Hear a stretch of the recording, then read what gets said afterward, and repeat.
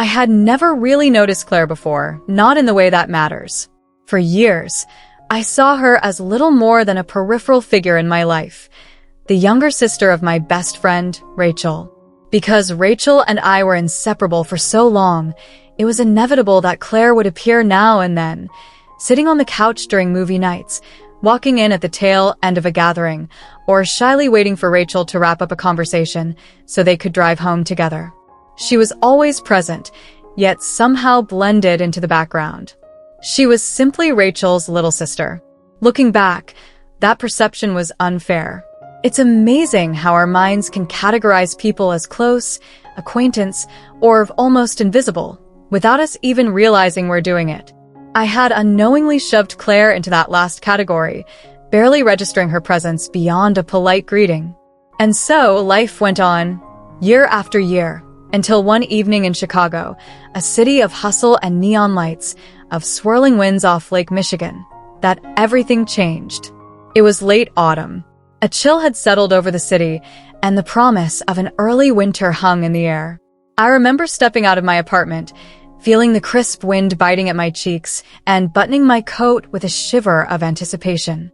Rachel and I were headed to her parents' home for a traditional family dinner, something they often did when Rachel was in town. Rachel's family lived in a charming old Chicago-style brick house on a tree-lined street. It was the kind of neighborhood where the leaves gathered in big, crunchy piles and kids were still riding bikes even though the weather was a bit too cold for comfort. Golden light streamed from the living room window as I approached, the windows foggy from the warmth inside. The family was always big on comfort and hospitality, so every visit felt like stepping into a cozy bubble separate from the rest of the world. Inside, the house smelled of rosemary, roasted vegetables, and a hint of fresh bread. Rachel's dad was something of an amateur chef, and he prided himself on hearty, home-cooked meals. Rachel greeted me at the door with her usual bright-eyed grin and ushered me in. "Mom and Dad are almost done with dinner," she said, leading me to the dining room where the table was meticulously set. "They're excited to have you over again. And Claire should be here soon, too." I recall shrugging at the mention of Claire, neither excited nor dreading her arrival. She was just Claire, after all. The shy younger sister. Maybe a little quirky, but mostly quiet. We'd never had much in the way of real conversation.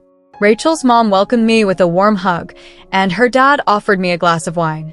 The four of us chatted in the living room about everything and nothing. My work, Rachel's new project at her job, a recent vacation her parents took.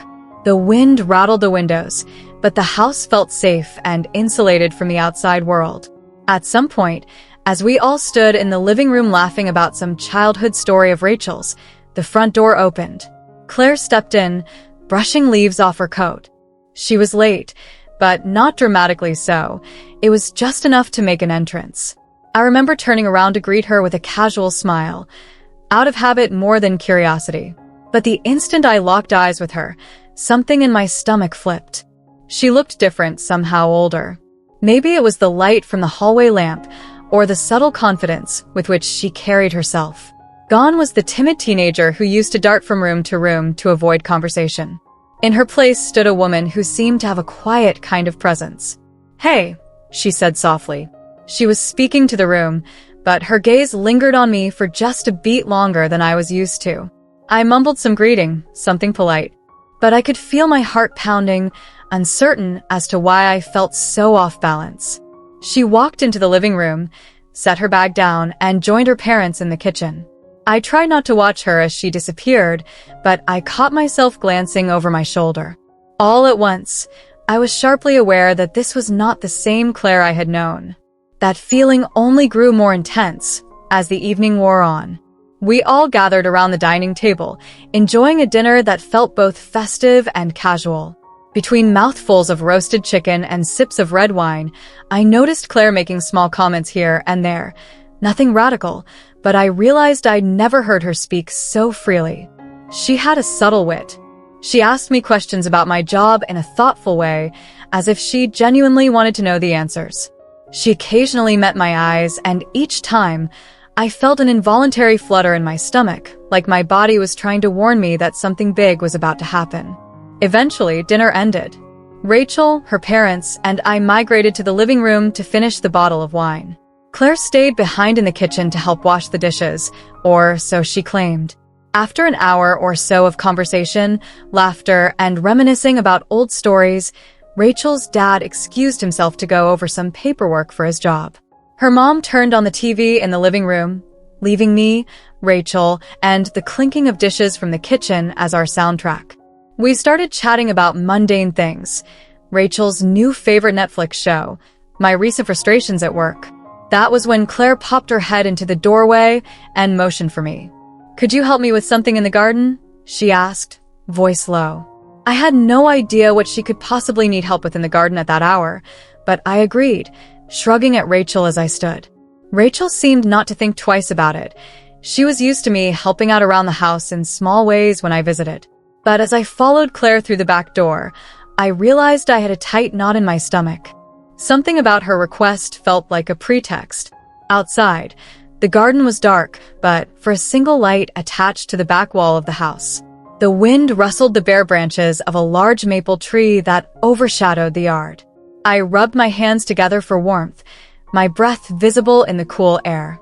Claire turned to me, her expression tense yet determined. "I don't actually need help out here," she began, then laughed nervously at the admission. "Sorry if that was weird.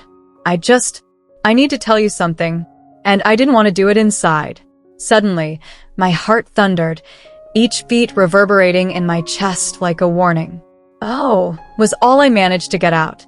She shifted her stance, crossing her arms as though trying to shield herself from the cold.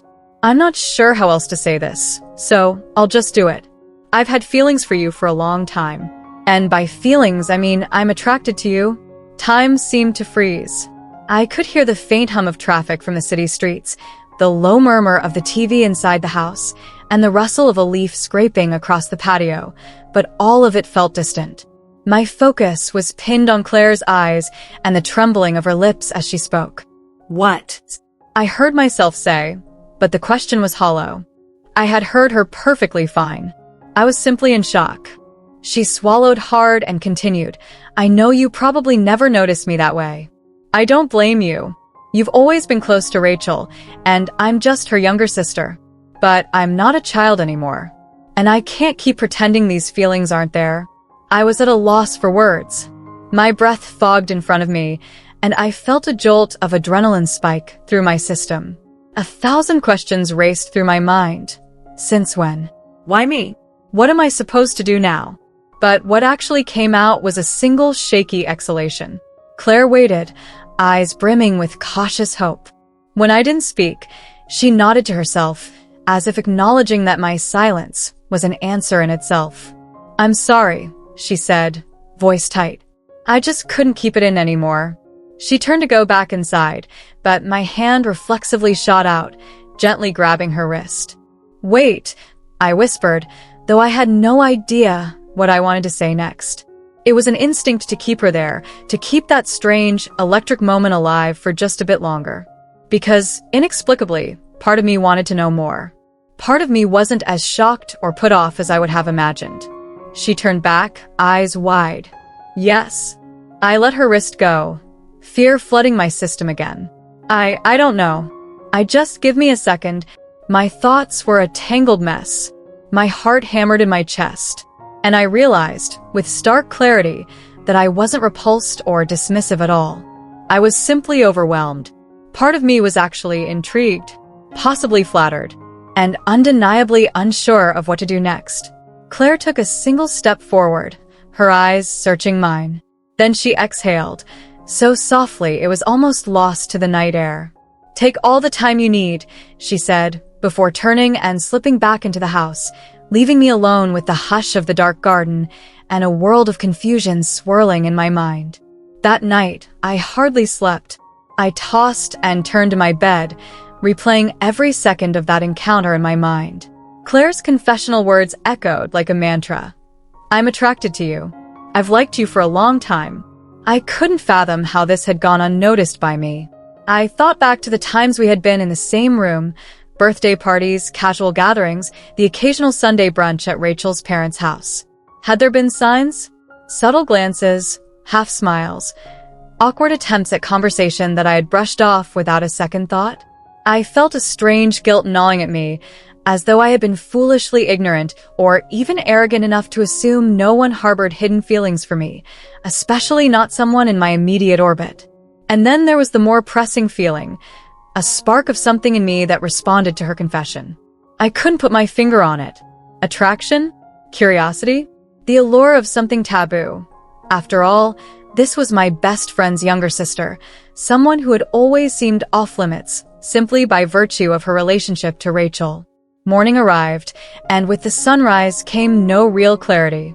I stared at the ceiling for a while before finally dragging myself out of bed, making a cup of coffee, and trying to focus on my normal routine. Emails, deadlines, errands. None of it seemed real when stacked against the sudden emotional bomb that had gone off in my life.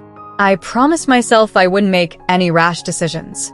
It was possible Claire's confession was a fleeting crush, maybe even spurred by some personal insecurities or feelings of being overlooked. But at the same time, could I brush it off so easily? What if it wasn't fleeting at all? What if she'd been dealing with these feelings for years?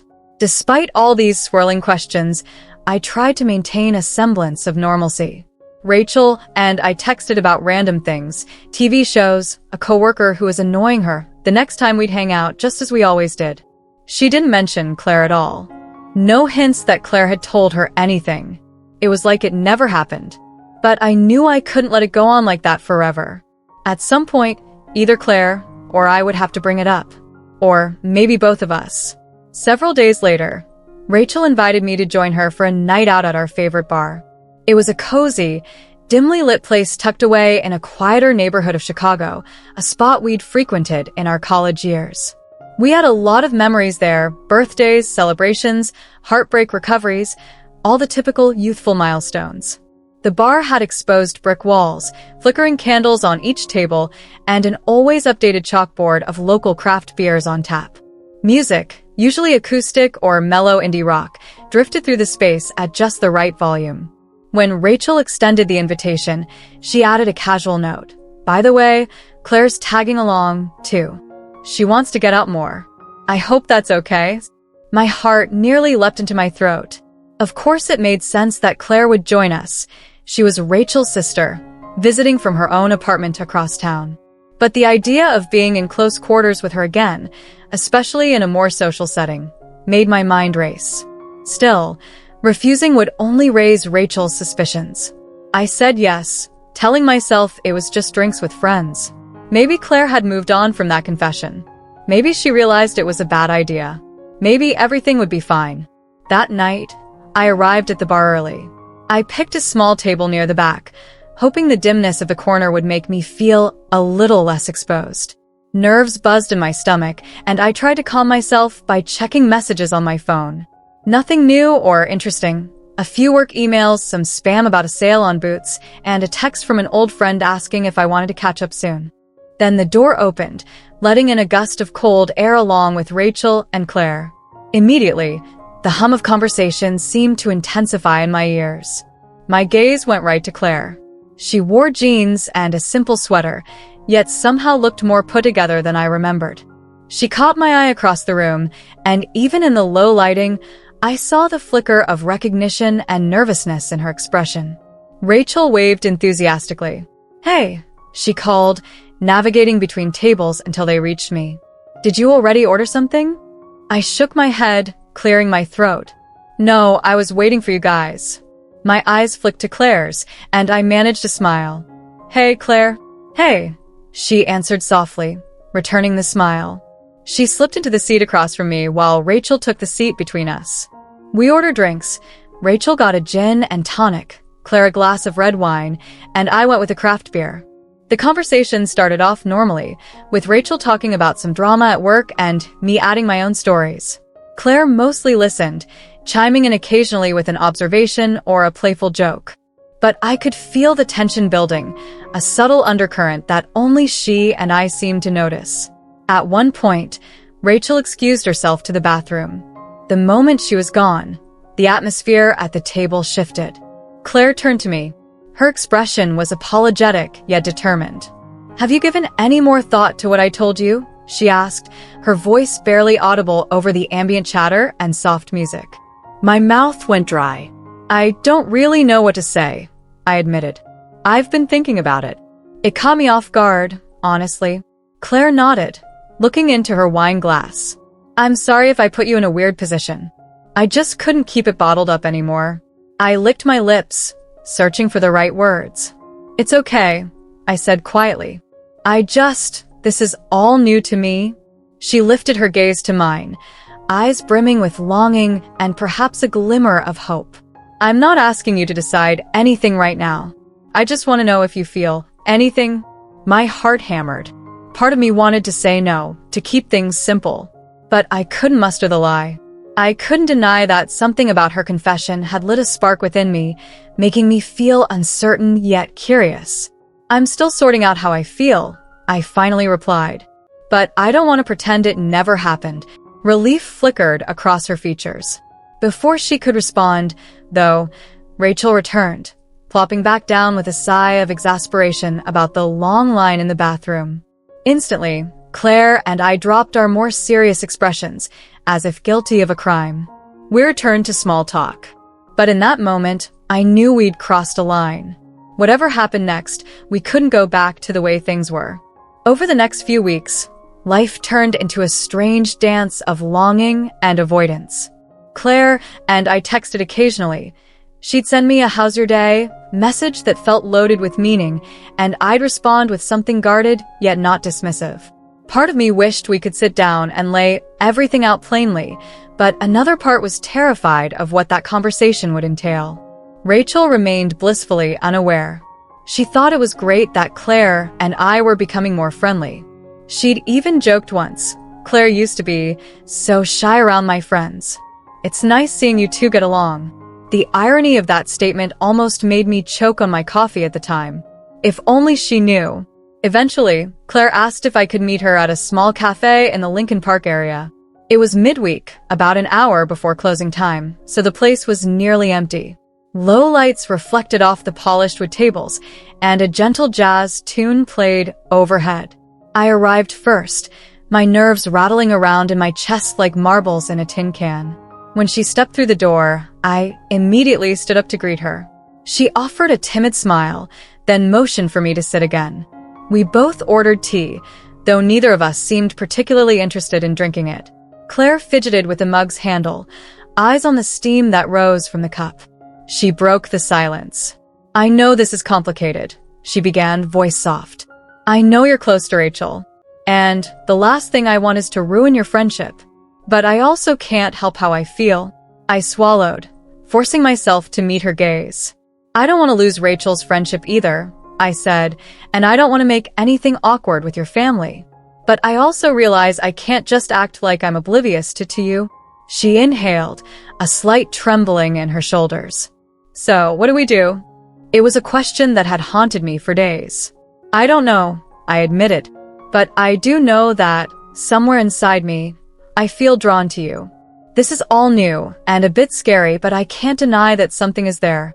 Her eyes lit up briefly, as though my words validated her own hopes. Then she pressed her lips together in a thin line. "If we explore this, we're taking a risk," she said. "We don't know how Rachel will react, how anyone will react. But if we don't explore it, we'll always wonder, what if?" I nodded, feeling a tightness in my chest. "You're right."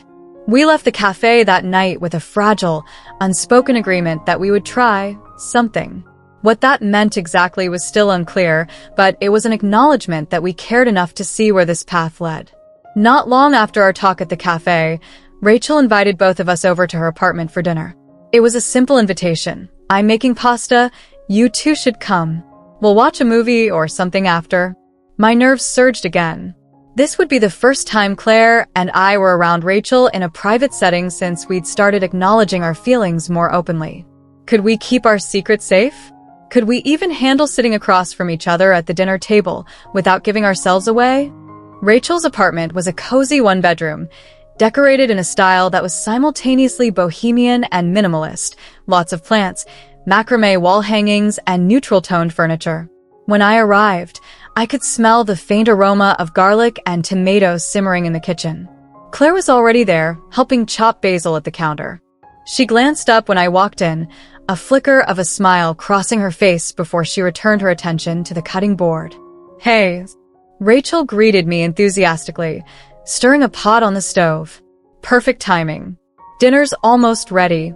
I slipped off my coat and set it on a hook near the door, stepping into the kitchen's inviting warmth. "Smells amazing," I said, trying not to let my gaze linger on Claire too long. We chatted while Rachel cooked. Claire and I exchanged only a handful of words, but our eyes connected more than once. Each time, it felt like a tiny jolt, a reminder that there was something unspoken between us. Soon enough, we were seated at Rachel's small dining table, plates piled with pasta, fresh basil, and Parmesan cheese. The conversation was lively. Rachel told us about some fiasco at her work, something about a client wanting an impossible design concept for a website, and Claire mentioned an upcoming art exhibit she wanted to see. I tried to contribute enough to seem engaged but not suspicious. However, the tension was there. Every so often, Claire's knee would bump mine under the table, and I'd flinch involuntarily, my pulse speeding up.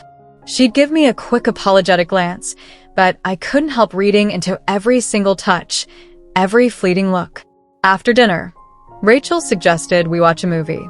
She had a small couch with enough space for 2 people to sit comfortably and a beanbag chair off to the side. Without thinking, I took the beanbag, letting the sisters have the couch. Rachel didn't bat an eye, but Claire gave me a questioning look before sitting. Midway through the movie, Rachel's phone rang, and she got up to take the call in her bedroom, leaving me and Claire alone in the dimly lit living room. A romantic scene played on the screen, 2 characters caught in a moment of longing. It was almost too on the nose. Claire turned her head slightly, her voice hushed. "Are you okay?" she asked. I could hear concern under question. I shifted in the beanbag chair, heart pounding. "I'm a little on edge," I admitted, trying not to make this weird. She gave a faint, sympathetic smile. "Same here." In that moment, a sudden impulse washed over me. I stood from the beanbag and moved closer to the couch. I was drawn to her like a magnet. She looked up at me, eyes wide. Slowly, carefully, I leaned down and placed my hand on hers. The feel of her skin against mine made my stomach flutter. We said nothing, but the quiet understanding in that simple gesture spoke volumes. Then I heard a door open. We both pulled back as Rachel emerged from the bedroom. I quickly pretended to adjust my seat on the couch's armrest, while Claire grabbed a throw pillow to hug. Rachel glanced at us, oblivious. "That was my boss," she groaned. "Apparently, there's some big crisis. But I don't have to go in until tomorrow. We're fine." The movie continued, and for the remainder of the night, we maintained our calm. But beneath that veneer of normalcy, my heart raced with the knowledge that we had shared a tender moment, however brief. And though we parted ways without another word about it, I could feel the air crackling with new possibilities. Our small, secret moments became both thrilling and torturous. Claire and I would find ways to brush shoulders in a hallway, exchange clandestine messages when Rachel wasn't around, or sneak half-hugs goodbye when we thought no one was looking. Each new brush of skin, each lingering glance, fanned the flames of our growing attraction. But as with any secret, the pressure mounted. I found myself lying awake at night, worrying about how Rachel would react if she discovered what was happening. Would she feel betrayed by both of us? Angry that we kept something this significant from her? Or could she possibly be supportive?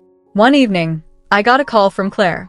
It was around 10 p.m., and I just settled into bed to read. Seeing her name on my phone caused an immediate jolt of adrenaline. Normally, we texted. Phone calls were rare. I answered. "Hey, is everything okay?" She hesitated. "I'm not sure," she said softly. "Can you meet me somewhere?" My mind raced. Was this about Rachel? Something else entirely? "Sure. Where do you want to meet?" She suggested a late-night coffee shop not too far from my apartment. I agreed, throwing on a light jacket and hurrying out the door. The streets were quieter than usual at that hour, with just a few cars passing by and an occasional group of night owls bar hopping. When I reached the coffee shop, she was already inside, a mug cradled in her hands. She looked up as I approached, and I could see she'd been crying. Her eyes were puffy, and her cheeks were stained with tears that had dried. Immediately, concern flooded me. I sat down across from her. "Claire, what's wrong?"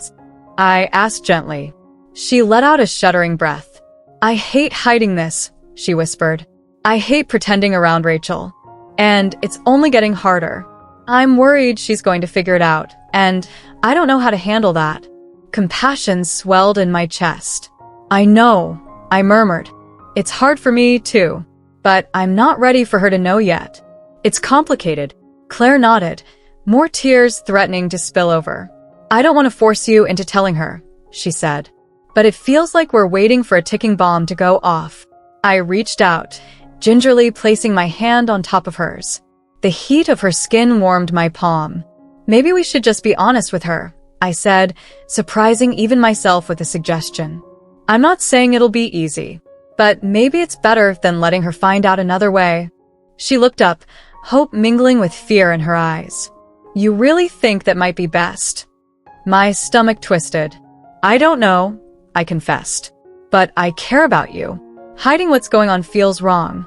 And if Rachel cares about us, maybe she'll understand eventually." Claire gave a tremulous smile. "I care about you, too," she said softly.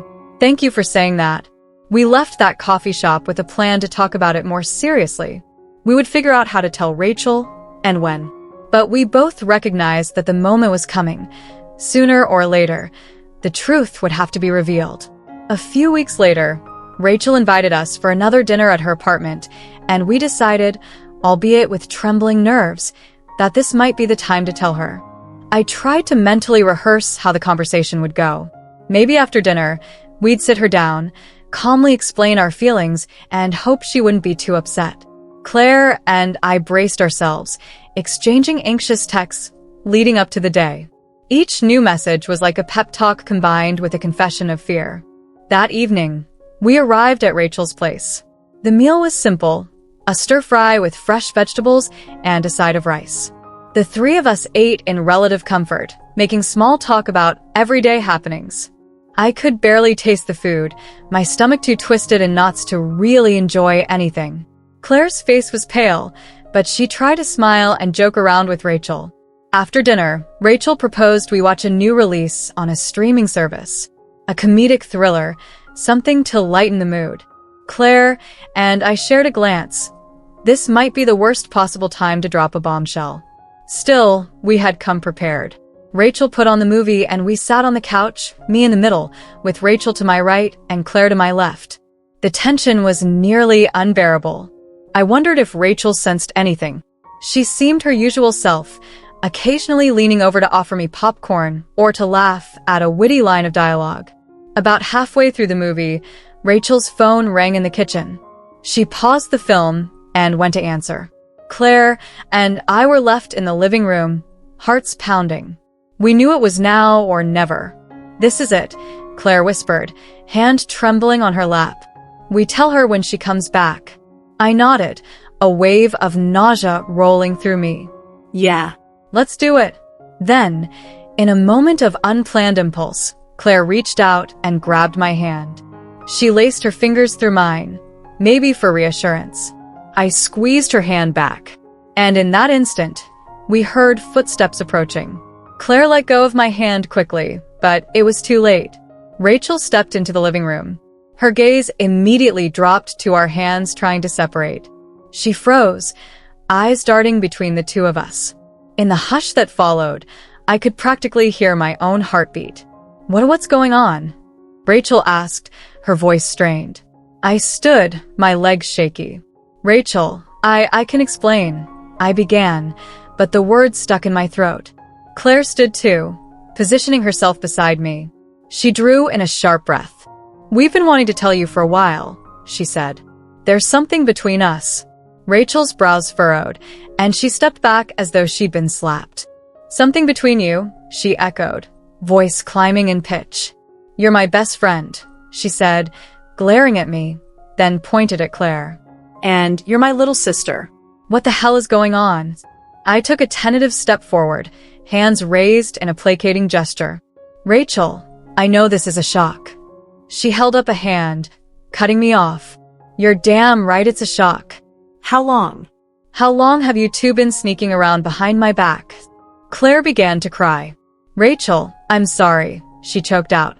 I never meant to lie to you. I was scared. We both were. But I couldn't hide how I feel anymore. Rachel's expression wavered, torn between anger and a flicker of hurt. Claire, you're my sister. You could have told me anything, she said, voice trembling. Then her gaze shifted to me, colder. And you're supposed to be my best friend. Why would you hide this from me? I swallowed hard, my own eyes stinging with tears. Because we didn't know how you'd react, I admitted. We didn't plan for this to happen. It just did. For a long moment, the only sound in the room was our ragged breathing. Rachel turned away, pressing a hand to her forehead as if she had a headache. Claire and I stood there, rooted, uncertain whether to step closer or give her space. Finally, Rachel exhaled a shaky breath and turned back around.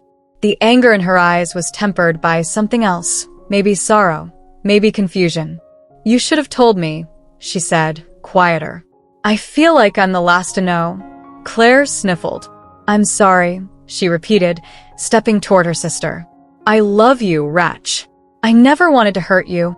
Rachel opened her arms hesitantly, and Claire folded into her embrace, tears streaming down her cheeks. I watched, my own heart twisting with guilt and relief all at once. After a moment, Rachel lifted her eyes to me. This is really weird, she muttered, still hugging Claire.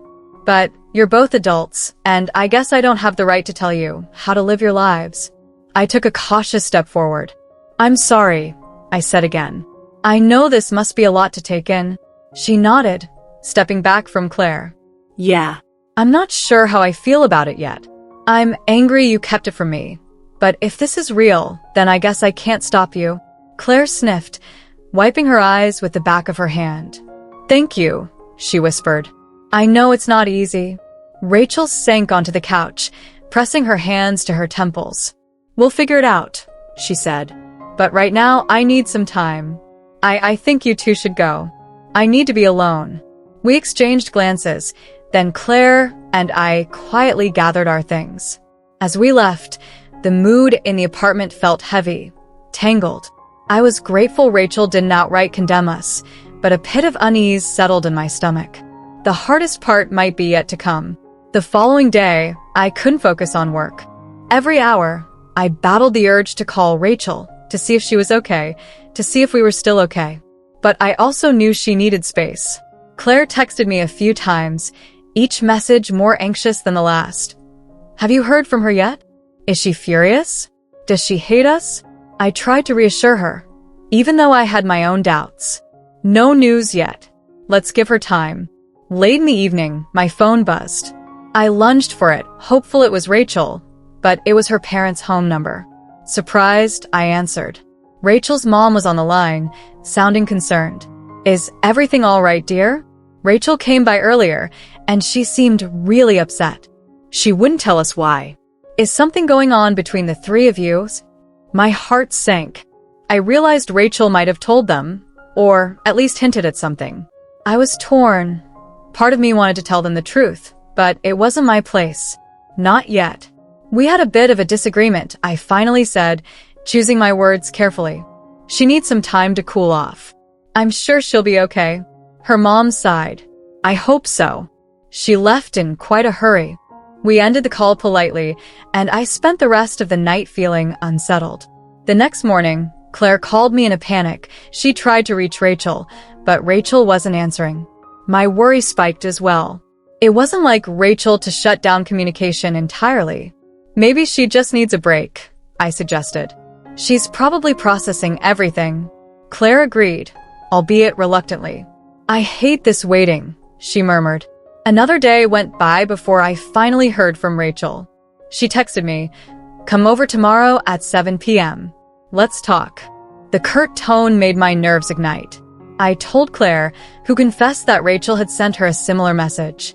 We both prepared ourselves for what could be a fraught meeting. At 7 p.m. sharp, we arrived at Rachel's place. She ushered us in without a word, gestured for us to sit on the couch, and then stood facing us, arms folded. The tension was palpable. First, Rachel began, I want to say I'm sorry for yelling at you. I was shocked. I felt betrayed. But I've had time to think. Claire and I exchanged glances. I braced myself. Rachel exhaled a long breath. I talked to some friends about this, without naming names. I just needed perspective. Most of them said if two people care about each other, it's better to be honest about it. Some of them think it's weird because you're my best friend and Claire's my sister. But at the end of the day, you're both adults. I placed a hand on Claire's knee, both to comfort her and to ground myself. Rachel, we never meant to hurt you, I said quietly. We just didn't know how to handle this ourselves. We were trying to figure it out. She offered a half smile, though sadness still lingered in her eyes. I know. I can't say I'm thrilled, but I do understand how something like this can happen. She shifted her gaze to Claire. I just wish you'd told me sooner. Claire nodded, eyes filling with tears. I was scared you'd hate me, or that you'd think I was making a move on your best friend just to spite you or something. Rachel let out a soft snort. That's ridiculous. But yeah, I'm still weirded out. I'm used to you being my kid sister. Now you're this.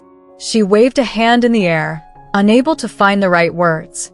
I felt a shaky relief wash over me. This wasn't a perfect resolution, but it was a start. At least she was willing to have a conversation without shutting us out. I know we have a lot to figure out, I offered, but we want you to be part of our lives. We don't want to push you away. Rachel nodded slowly, then surprising both of us, she sat down in the armchair opposite the couch. So, how did this all start? She asked, her tone softer, more curious than accusatory. Claire and I exchanged a look, each of us taking a breath before diving into an explanation of how her confession came about, how my confusion gave way to a mutual attraction, and how we'd struggled to keep it secret. Rachel listened quietly, occasionally nodding or frowning. It was uncomfortable to bear those private emotions, but also freeing, like we were finally airing out a wound so it could start to heal. By the end of the conversation, Rachel ran a hand through her hair. Okay, she said, I get it sort of. I'm still not 100% on board, but I won't stand in your way. Just don't shut me out again, okay? Claire released a shaky breath, tears slipping down her cheeks. Thank you, she said. We promise we won't. For the first time in what felt like ages, Rachel offered her sister a genuine, unguarded hug. Then she extended her arm to me, and we shared a tentative embrace as well. While the tension wasn't fully gone, a semblance of acceptance hung in the air. In the weeks that followed, Claire and I navigated our new relationship with cautious hope. It was both exhilarating and nerve-wracking. We'd go on dates, simple things like coffee shops, art museums, or walks along the Chicago Riverwalk. Occasionally, we worried about running into someone who knew Rachel or her family, but as time passed, our confidence grew. Rachel, true to her word, gave us space to explore our feelings but also insisted we include her in our lives. We started hanging out in bigger groups, Rachel, me, Claire, and a couple of mutual friends. Sometimes it felt awkward, but as the nights wore on, we settled into a new normal. People noticed that Claire and I had become close, but no one made a big deal out of it. Maybe they assumed we were just friends. Or maybe they suspected and didn't care. Either way, the world didn't end. The real test came when we visited Rachel's parents again for dinner. That was the place Claire had confessed her feelings to me, the place we had sneaked out to the garden that fateful night. I felt a lump in my throat as we pulled up to the house. Claire's hand slipped into mine briefly before we stepped out of the car. Dinner went relatively smoothly. Her parents noticed that Claire and I chatted more than usual, that we shared private smiles. But they didn't pry. Later, though, as Claire helped her mom wash dishes, her dad pulled me aside. Hey, can I talk to you for a minute? He asked, leading me into the living room. My stomach nodded. Sure. He fixed me with a measured stare. I'm not stupid, he said calmly. I see how you and Claire look at each other. Rachel hasn't told us much, but we can put 2 and 2 together. I felt heat creeping on my neck. I'm sorry, sir, I began, but he held up a hand. Don't apologize. I just want to know one thing. Do you care about her? My eyes flicked to the kitchen doorway, where Claire was laughing at something her mother said. My heart swelled at the sight. I do, I answered quietly. Very much. Her dad nodded, letting out a breath that seemed to carry his tension with it. Then that's what matters. She's always been a bit of a dreamer, a bit shy. I worry about her getting hurt. But if you're serious about this, I'll trust you. Relief washed over me. I am serious, I promised. He patted me on the back, a small smile tugging at his lips. All right. Then let's finish dinner and try to act normal. That was as much approval as I could have hoped for. A warm wave of gratitude swept through me, and for the rest of the evening, I felt a new sense of belonging, a sense that maybe this unlikely connection with Claire was something truly meaningful, and something I didn't have to hide. Months have passed since that night in the garden when Claire first told me how she felt. Our relationship is still evolving, still finding its footing. We've faced our share of awkward moments and tense conversations, but we've also discovered a depth of feeling I never thought possible. Rachel has come around, mostly. She has her days where it's still weird for her to see us share casual affection, like a quick hug or an arm around the waist. But she no longer looks at us like we're breaking some unspoken rule of friendship and sisterhood. Our dynamic is different, yes, but it's not ruined. We still hang out, watch movies, and gab about inconsequential details of our lives. That foundation of love and respect we've always had endures, even if the roles have shifted slightly. Claire has opened up in ways I never saw coming. She's blossomed from the quiet, sometimes timid person she used to be, into someone who is more confident and self-assured. She still has her vulnerable moments, of course, and I do my best to be supportive when self-doubt creeps in. But seeing her stand taller, speak her mind more freely, has been a gift. As for me, I've learned that life can surprise you in ways you never dreamed of. I used to think I had everything figured out. My close friendship with Rachel, my stable, if sometimes stressful, job, my routine of weekend outings and occasional dating. But sometimes, a single moment, like stepping into a garden on a crisp Chicago night, can turn your world upside down and show you a new path. People talk about forbidden romances or unexpected confessions like they only happen in movies. But reality can be just as startling and profound. One moment, Claire was simply the kid sister of my best friend, someone I hardly noticed. The next, she was, and remains, someone who makes my heart flutter with a single glance. Of course, relationships are never easy. We've talked about the future. Will we live together one day? Will we face judgment from our broader circle of friends, or from distant relatives who might not understand our connection?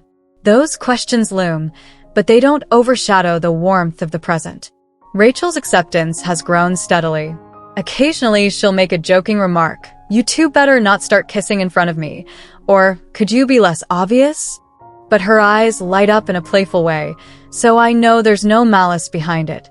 She's begun to tease me the same way she teases Claire. Sometimes, she'll even ask how our relationship is going, and though it feels a bit surreal to discuss it with her, it also feels good to be open. Claire and I have also faced little hurdles, disagreements on where to go on dates, miscommunications about how public we want to be, and all the normal relationship stuff. But each time a conflict arises, we communicate and sort it out. We're still learning each other's preferences and triggers, but that's part of the journey. Occasionally, we'll stroll by that bar where Rachel discovered us locked in a silent tension, or we'll pass the family home where the secret first came to light. Each time, I'm reminded of how quickly life can pivot, how in one unguarded moment, you can step off the path you thought you were on and find yourself forging a new one entirely. I think about how it all began, that night in the garden with the soft hum of city traffic in the background. Claire's confession struck me like a bolt of lightning, electrifying and terrifying. I realize now that it was exactly what I needed to break out of my complacency. She forced me to confront the possibility that love and life, can happen in the most unexpected ways. If you had asked me a year ago if I'd ever see Claire as more than a peripheral figure in my life, I would have laughed. But here we are, sharing laughter, tears, inside jokes, and quiet moments that make my heart race. Here we are, with Rachel sometimes groaning at our obvious affection, but supporting us nonetheless. There's no neat, tidy bow to wrap up our story, because it's ongoing. We're building a relationship one day at a time, hopeful and a bit cautious. We know the road may have bumps, but we're ready to face them together. And if life has taught me anything through this experience, it's that sometimes the biggest risks lead to the most profound rewards. Claire and I stand side by side on her small balcony overlooking the Chicago skyline, the lights twinkling like a million tiny promises. The city hums with life below us, a testament to constant change and possibility. She leans her head against my shoulder, and I can feel the warmth of her breath against my neck. "Do you regret any of this?" she asks quietly, her eyes searching the night sky. I slip an arm around her waist, pulling her closer. Not for a second. She smiles, and in the glow of a nearby streetlight, I see the contentment on her face. I think about how far we've come. Two people who once barely knew each other, now standing in comfortable silence, hearts beating in rhythm. Claire used to be my best friend's little sister, someone I saw as existing on the periphery of my life. But her confession changed all that, shifting the tectonic plates of my reality. Through confusion, guilt, anticipation, and ultimately love, we found something that feels more genuine than anything I've experienced before. So, if you're reading this and wondering if you should take a leap, if you should tell someone how you really feel, even if it seems terrifying or unlikely, maybe consider the possibility that the unexpected can lead to something extraordinary. Because here in the heart of Chicago, beneath the endless city lights, I discovered a truth I never saw coming. Sometimes, the most surprising confessions can be exactly what you need to find yourself, and find someone to share that self with. I press a gentle kiss to Claire's forehead, and she closes her eyes, a soft smile curving her lips. The city is ours tonight, and so is the promise of tomorrow.